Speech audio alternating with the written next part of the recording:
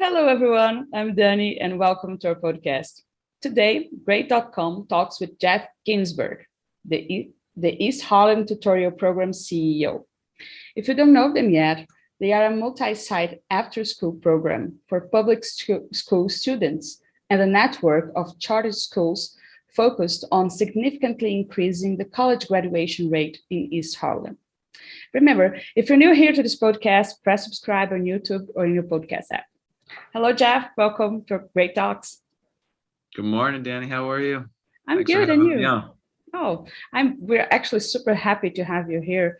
I think from all the topics that we cover, education is one that brings me more to home because it's something that I'm really, really interested in.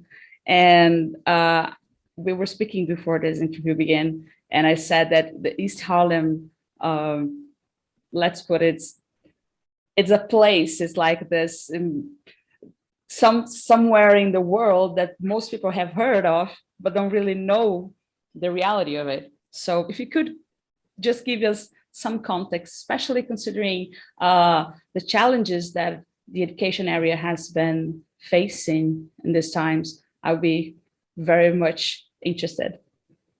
Yeah, sure. So for anyone listening or watching, I'm sitting right now at 105th Street and 2nd Avenue in Manhattan, New York City, right? And East Harlem makes up about 30 blocks in New York City, from 96th Street roughly to 125th, 130th, depending on what New Yorker you talk to. Goes from 5th Avenue to the East River.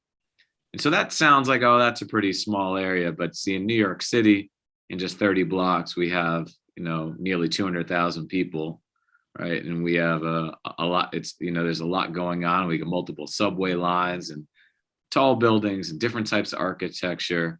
And in East Harlem, we have an incredible history of all walks of life from all parts of the world that have lived here at various times and live here now. So East Harlem is sort of famously known around the country, if not around the world, as Spanish Harlem. And we certainly, if you're outside the hallway of this room or walking down the street, you'd certainly hear a lot of people speaking Spanish, people coming from Mexico, the Dominican Republic, famous from Puerto Rico. But we also have an incredible array of people coming from all parts of Asia, Europe, Eastern Europe, and just moving in and out, who were born and raised in the local area, right? So it's an incredible neighborhood of diverse opinions, diverse backgrounds, diverse races, ages, experiences, and it's ever changing. East Harlem is also the home of Tito Puente, one of the founding places of jazz and Latin jazz, incredible music.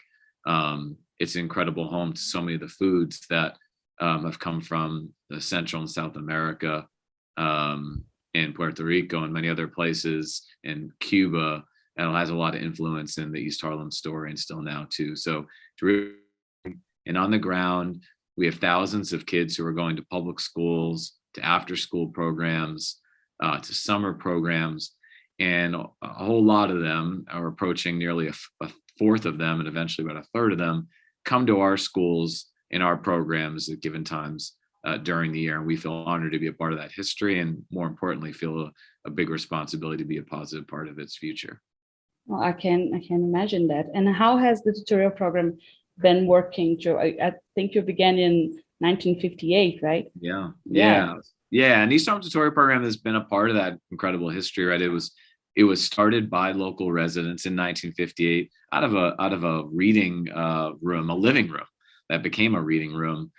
Just I can actually, if I looked out the window, if you were with me, if you were sitting with me, you could look out the window and you could even see the Washington houses, which is a part of the New York Public Housing Authority, where the program was started out of that living room. And over time, it's became after school programs for students going to traditional public schools, wanted help with reading, wanted help with homework, wanted help go figuring out what they're going to do after high school, college, jobs, and just wanted a place to be that was safe and fun after school, and to meet new people, meet new friends. That expanded over time, and now we serve nearly 1,000 students in those out of school type programs, and we're serving going up to serving almost a couple thousand in our schools. in 2011, we started our own set of schools in addition to those after school programs. And we called those schools East Harlem Scholars Academies. And then a few years after that, we started something to help train and develop and celebrate great teaching called the East Harlem Teaching Residency. And through all of that work, the goals have been fairly simple to name, but complicated, obviously, to execute. It's one, to let students just have a great learning experience, love learning, feel happy, feel safe, feel excited about learning and learning with each other so they could go on to great jobs, great careers, great colleges, pick their own path and have great relationships while they do it.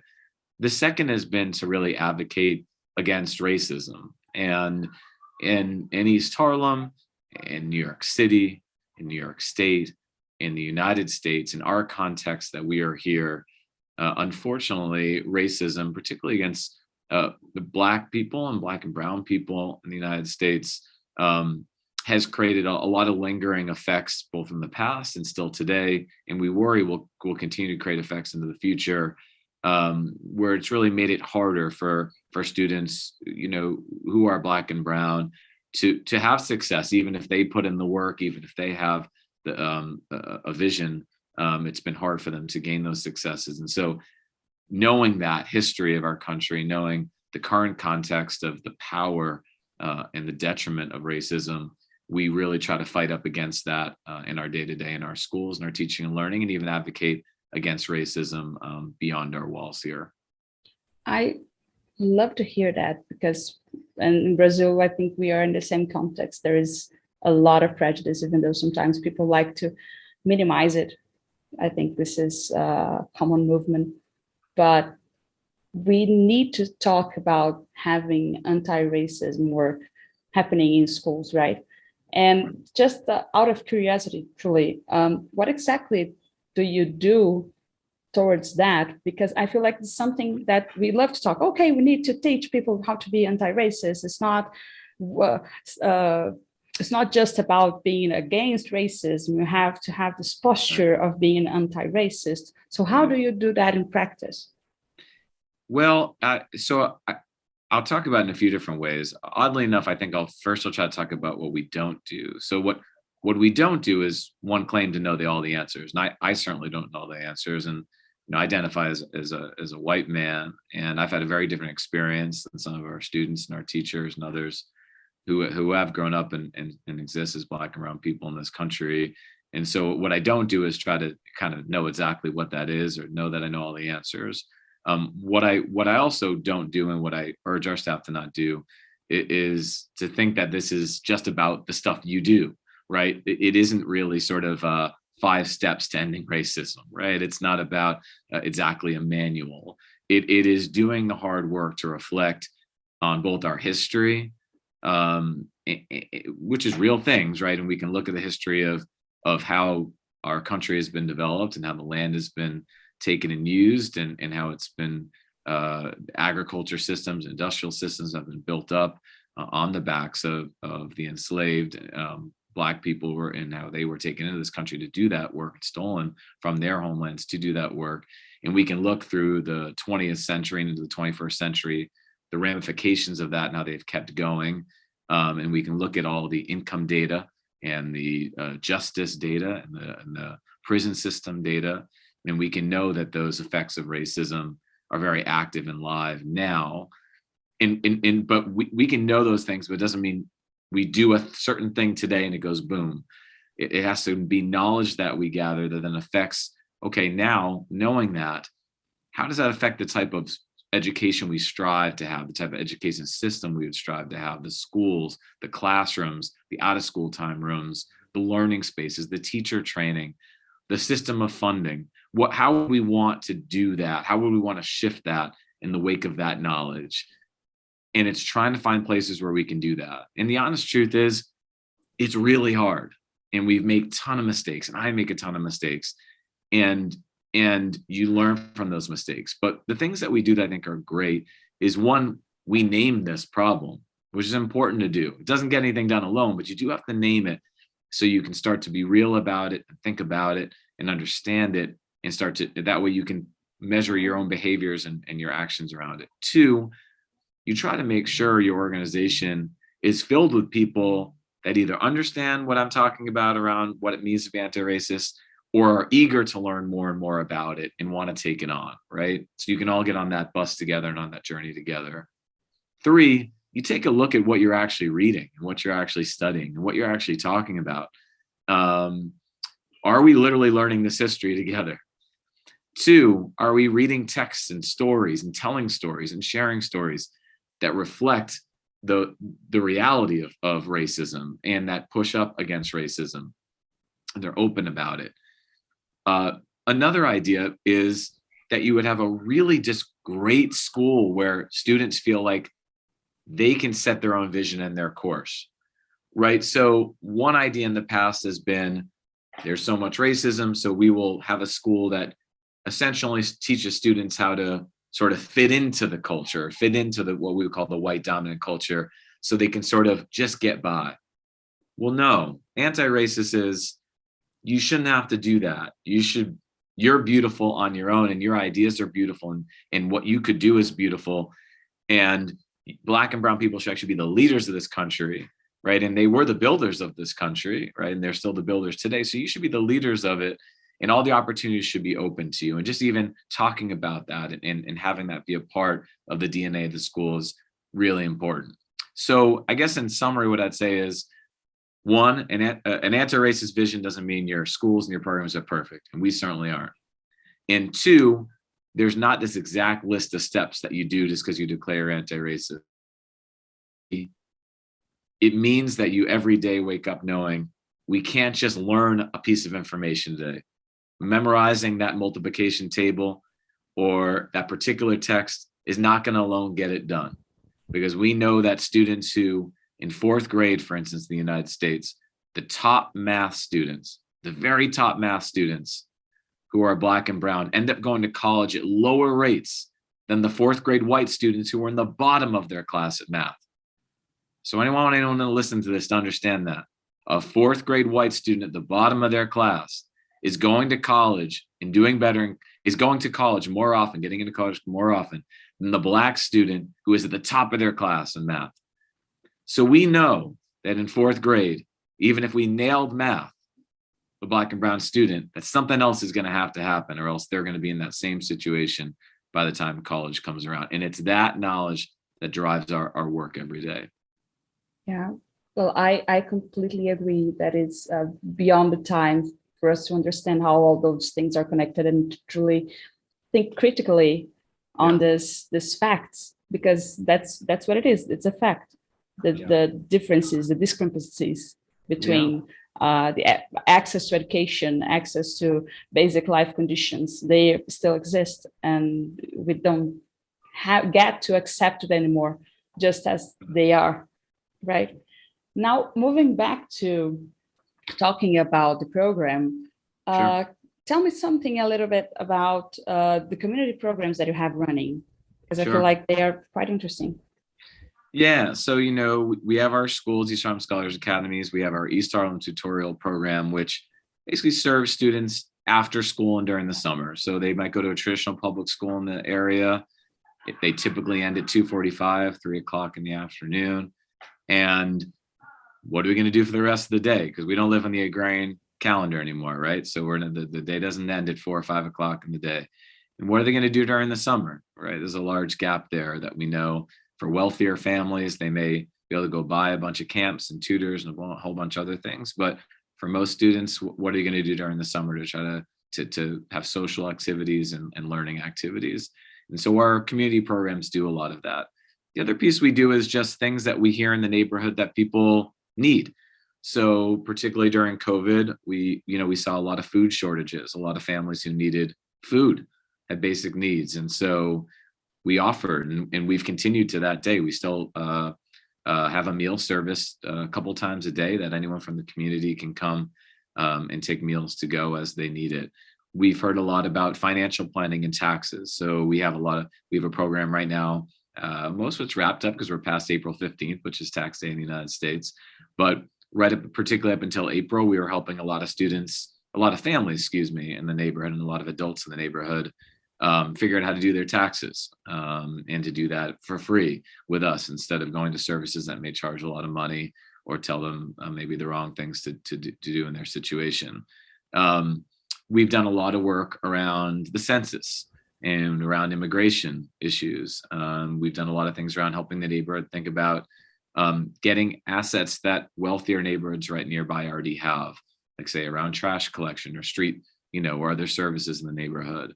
Try to work closely with the local police precinct to make sure that we're thinking about what the best partnership we can have between the local police district and the students and young people in our neighborhood. So there's a lot going on in a given day to try to work with our community as a partnership to support each other. Wow, I'm honestly impressed with how big, how great is the range of things that you actually attack there. I love it. And can you share some of the impacts that the programs have made so far?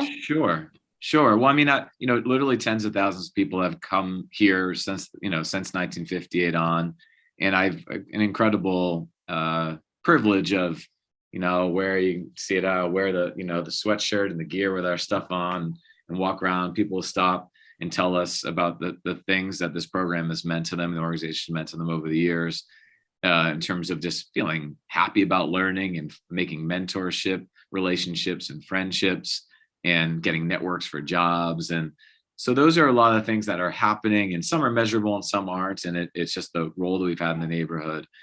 Now, on our out of school time side, we also have measured how students do in terms of going to college and graduating from college. And we're really proud of the fact that in the last 8 years, as we've been tracking this data, in particular around going and completing college, we've had college entrance rates at almost 90% of our students, and completion rates just below 80%.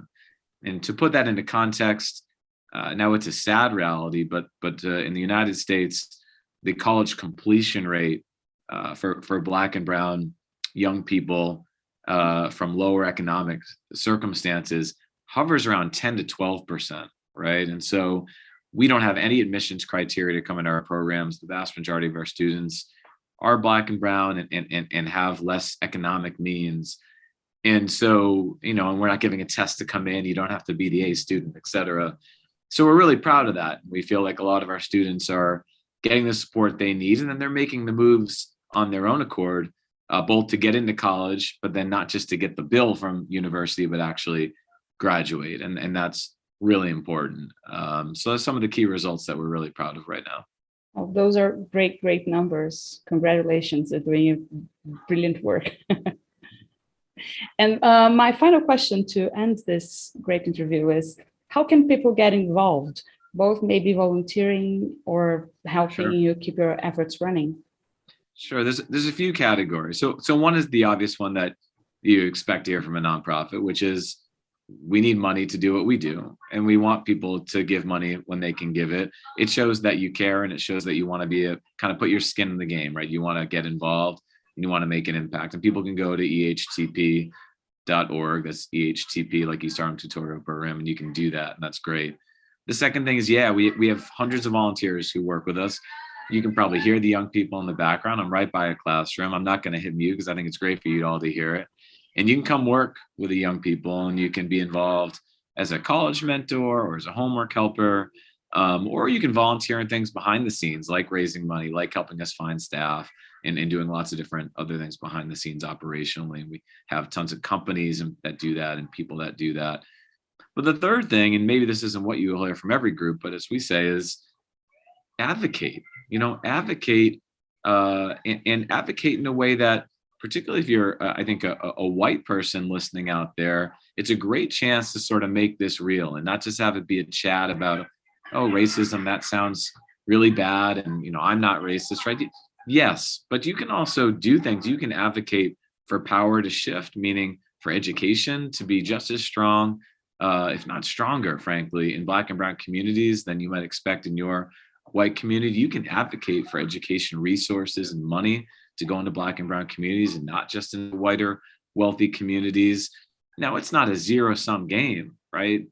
So the good news is that when we help those in need and we improve education, it means we're building a stronger workforce, more people to invent things, to cure things, to do things really effectively, right? And to be a part of a sort of one society where we want to see things grow. So I think advocating is really important, advocating for better education, advocating against racism, in doing your own learning about what even those words mean. This was a 20-minute podcast. So anyone listening, you don't know so much more from me, but you could go out and learn more about what's going on in K-12 public education in your community, what's going on with racism, both in your community and beyond, and find a way. There are plenty of things to do. Trust me, plenty of things to do that you can do to share and even give up power to try to advocate for those who need it, but not only because they need it, but because it'll make us a stronger community and a better country. Wow, I couldn't agree more. Those were the best words. I'm actually speechless right now. I honestly, I loved it. Thank you so much for sharing that. And thank you for joining us today. I'm just in awe. Thank you. No, thank you so much for having me. Oh, our pleasure, honestly. And for everyone listening, thank you as well for staying here with us. And if you enjoyed this episode, remember to subscribe on YouTube or on the podcast app, because that shows the algorithms that this is an important conversation and more people can learn about the importance of the East Harlem Tutorial Program. See you on the next episode. Bye.